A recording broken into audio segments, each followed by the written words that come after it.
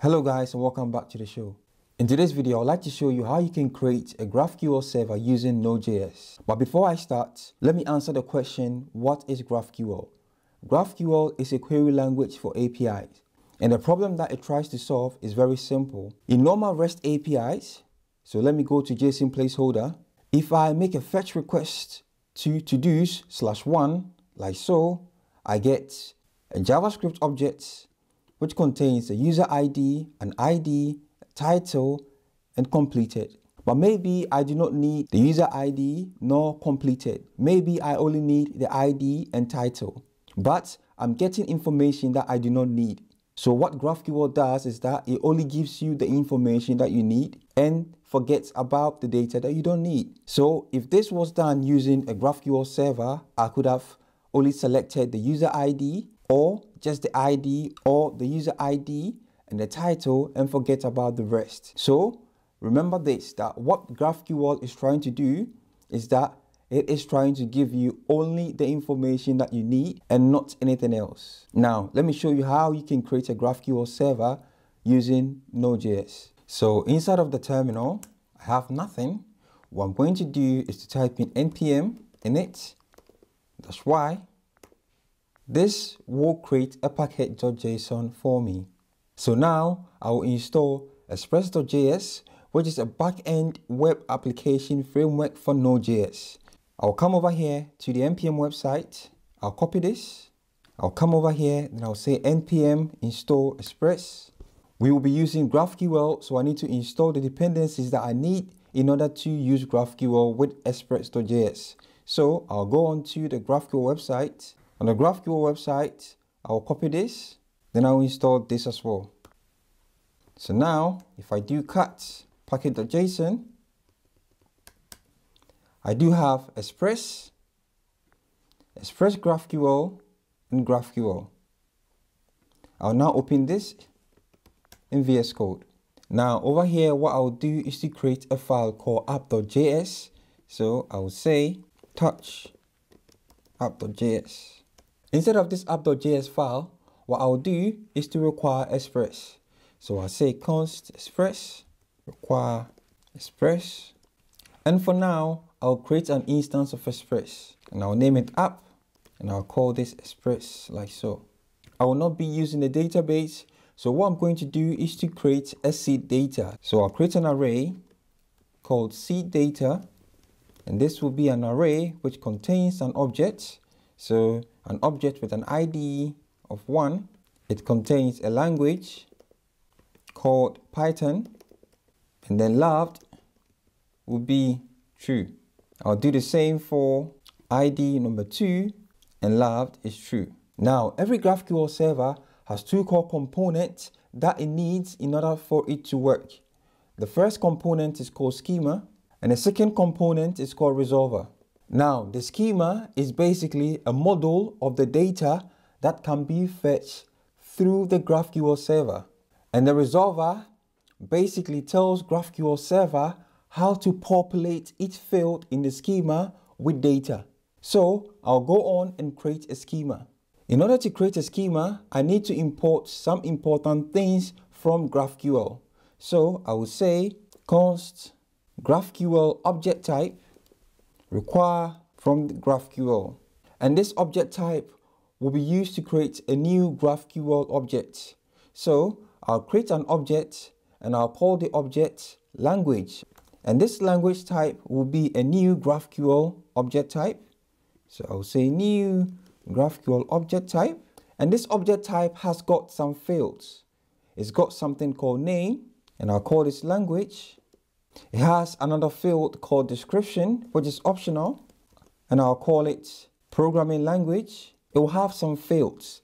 So I'll say fields, and these fields are basically the parameters of the data that I want to expose. So the data that I want to expose is an array of seed data, and each seed data contains an object, and the object has got an ID, a language, and loved. I can expose any field that I want. So I can decide to expose, for instance, ID. The ID will be type GraphQL int So I need to import GraphQL int from GraphQL. The ID will be GraphQL int, like so. I'll have another field called language, okay? So I will have language over here. And this language will also have a type. And as you can see, this is a string. So I will say the type is type GraphQL string. So I'll say type GraphQL string, like so. And I need to import GraphQL string from GraphQL, like so. And if I want to expose the left, I can also say it has another field called left, which is of type GraphQL Boolean, okay? So I'll say GraphQL Boolean. And I need to import GraphQL Boolean from GraphQL. So we haven't yet created a schema. What we have is a language type, which is a new GraphQL object that exposes these fields. So we want our language type to expose an ID, to expose a language, and to expose left. The next thing to do is to create another GraphQL object that we will call root query. Now this root query will be the entry path to our schema. So I'll just copy this and I'll paste this over here. Then I'll change this to root query, okay? It will be a new GraphQL object type, but I'll change the name to root query. And make sure you don't have any spaces between the name. And I'll change the description to query, like so. Now, the root query will also have some fields, but the fields that I want the root query to have will not be an ID field, will not be a language field, will not be a left field. The field that the root query will have will be the type that I want to expose. So I want to expose a language type in my root query. The first key that I'll give to the fields inside of the root query is languages. So I'll say languages. Okay, and this languages will be an object. The type of the languages will be the language type, like so. And this languages will resolve to something. So basically, what data do I want to expose to this field? What data do I want the user to get when I query for languages? The data that I want the user to get is the seed data. So I will say that when I call the resolver, so I will say resolve, which is a function that returns seed data.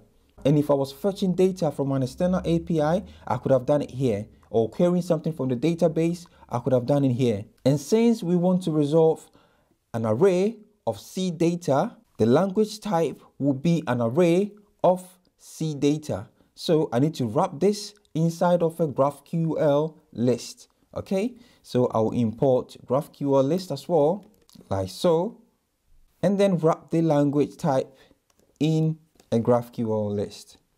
I hope this makes sense. So what I have done is that I created a language type, and I'm saying that the language type will have certain fields.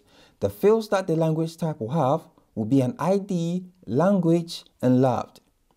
The ID is of type int, the language is of type string, the left is of type boolean. And I gave it these fields because I have this in mind. The ID is an int, the language is a string, left is a boolean. Then I have a root query over here. The root query has a key called fields, and inside of the fields I have a key called languages, and the languages has a type called language type, which is basically this language type. And I want the languages to give me data that resemble seed data, which is an array of objects, an array of this. Okay, now I can create the schema, and I can do that by saying const schema, and the schema will be a new GraphQL schema. So I will say new GraphQL schema, and the GraphQL schema will have a key called query, and this query will be my root query, like so. And I must remember to import the GraphQL schema from GraphQL, like so. So now I can tell the Express server to use /GraphQL. So I can say the app.use /GraphQL. Then I need to import something called the GraphQL HTTP. As you can see over here, it says GraphQL HTTP, which is something that I get from Express GraphQL. And whilst I'm here, let's talk about this. Over here, they use build schema, which is the same as the GraphQL object type. The difference between the build schema and the GraphQL object type is that with the GraphQL object type, you can add resolvers to it, but with the build schema, you cannot do that. That is the main difference between the GraphQL object type and the build schema. But what I want over here is the GraphQL HTTP. So I'll copy this, come over here, then I'll paste that over here. I'll change this to const because I'm not changing it. Then I'll copy this and I'll say app.use /GraphQL. I'll pass it the GraphQL HTTP, which will contain an object, which will take in the schema like so. And the other key that it will take is called GraphIQL. I'll set that to true. And what that does is that it will give me an interface that will allow me to interact with my server. It is something like Postman, okay? But a GraphQL version of Postman that will allow me to interact with my interface. So I'll say GraphIQL, and I'll set this to true, and that is it. The next thing I'm going to do is to add a port. So I'll say const port, and I'll set the port to 3001. It can be any port that you want. You can set it to 2000, 1000, 100,000. It can be whatever you want. Then I'll tell the app to listen on this port. So I'll say app.listen. I'll pass it the port, and I'll pass it a function, and I'll say console.log listening on port. Port that I'm listening on is port 3001. Then I'll add my favorite emoji, like so. So now I'll start the Express server. But before I start, I need to get NodeMon, go to the terminal and do npm install NodeMon, just so when you save something, it gets updated automatically. I'll go into my package.json, then I'll add a script, which will say dev, and I'll say NodeMon app.js. And this app.js is the name of this file. npm run dev, like so. Okay, so I made a mistake over here. I forgot to add a comma. That has been done. I got an error again because it should be app.listen. So this has to be app.listen. And now it is listening on port 3001. So if I go to the browser, then I type in localhost 3001 /GraphQL, I get this. Okay. So this interface is here because I set this to true. If I set this to false, I will not get this interface. If I click over here, I'll have a documentation of my root query. So it says root query. I've got languages, and the languages is an array which contains something of type language, and the type language has got an ID, a language which is a string, and lab which is a boolean. So I'll type in here query like so, and what I want to query is my languages, okay? Because I named it languages in the root query. So if I say languages like so, I can select the fields that I want, ID, and if I run this, as you can see, I only get the ID because I requested just for the ID. I can get ID loved, I can get ID loved language. I can decide to just query just the language. And this is basically what GraphQL does. It gives us exactly what we want without the extra data. Because I requested for language, I only get language. If I request for ID, like so, I will only get the ID field that I want. Okay? That is what GraphQL does. Now, if I want to select one language, rather than having all the languages, what I can do is to create another field inside of my root query. I will create another field called a language. And what this language will have is that it will have a type, and the type will be a language type because a language will have an ID, a language, and labd, okay? So it will have a language type, then it will have something called args. And the args is basically the argument that I will pass to select a single language, okay? And then args will basically be an object which has got a key. And the key that I'll pass to get a single language is the ID, and the ID has a type which is a GraphQL int. So I can come over here, copy this, and then use this over here like so. And then I can tell this language field that when it resolves, so I can say resolve, which is the function. What I want resolve to return is that I want resolve to go into the C data, and I want it to find a language with the ID. So I can say language.id equal to the args ID that I pass, okay? But how do I retrieve the args ID over here? Well, resolve takes in some parameters. It takes in a parent, it takes in args, it takes in context, then it takes in info. But I do not need the parent, I do not need the context, I do not need information. All I care about are the args, okay? So what I'll do is to ignore the parent, and I can say args.id, or if I want, what I'll do is to retrieve the ID from the args object and then say ID equal ID, like so. If I go to the interface provided by GraphQL, then I refresh this. As you can see, I've got a language that takes in an ID of type int, and then it gives me an ID of type int, a language of type string, and then labd of type boolean. So I can say query a language, and the args that I want to pass to the language is the ID of 1, and I want the ID like so, and I get the ID.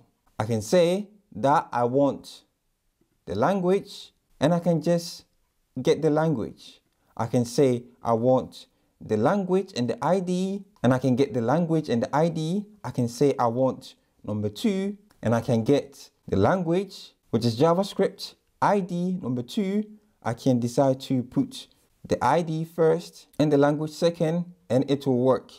And this is the power of GraphQL. It gives us the information that we need and ignores the ones that we do not need. The last thing we're going to look at is mutations in GraphQL. So how do you add to an existing data? To do this, what I'm going to do is to create a new GraphQL object. So I'll come over here, I'll copy this, then I'll paste that here.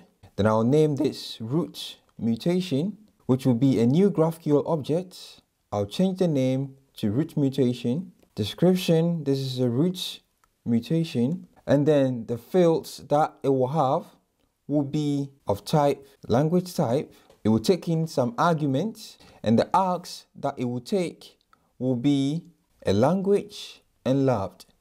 Okay, so I'll have language because I want to be able to add a language to the data, and I also want to be able to add labd, that is if I love the language or not. So labd, and this will be a GraphQL boolean.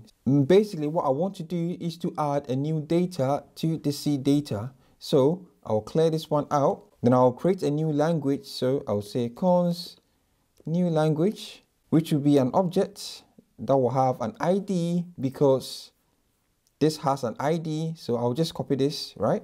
And the ID will be the length of the C data plus 1. So I will say C data.length plus 1. The language will be the language that is passed in the args. So inside of the args, I will get the language. So I'll say language, and then labd will be labd as well. The next thing I'll do will be to add this to the C data. So I'll say C data dot push, or I can say concat new language, and then I'll return new language like so.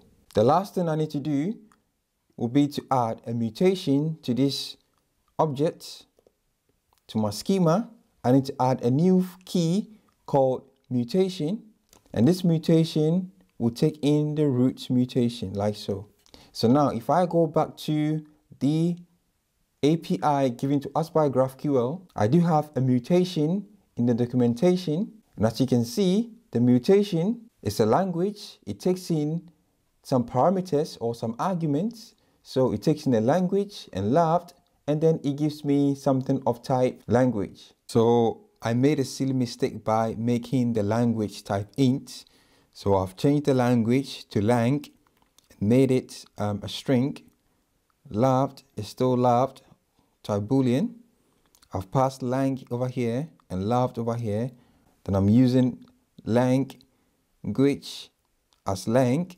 Then I've set the language key to the value of lang. I've set loved to the value of love.